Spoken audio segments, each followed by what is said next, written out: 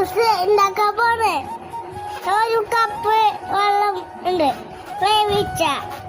എന്നിട്ട് ഇതുപോലെ ഇനി പാത്രം ചെയ്ത് വെച്ച. എന്നിട്ട് അടിച്ച അതിന്റെ ജ്യൂസ് വരും. ഇങ്ങനെ അരച്ച കേട്ടാ. ഇനി ജ്യൂസ് പഞ്ചസാര ഇട്ട് നമ്മള് ഗ്ലാസ്സില് ഐസിട്ടിട്ട് ഇനി ജ്യൂസ് ഒഴിച്ചു. മുന്തിരിപ്പഴം ഇട്ട് ഇങ്ങനെ മുന്തിരിപ്പഴം ഇട്ട് ഉണ്ടാക്കി ഞാൻ ജ്യൂസ് കുടിച്ചു. സൂപ്പറായി ഉണ്ടായി കേട്ടാ. ലൈക്ക് ഇട്ടാളാ. Bye, see U.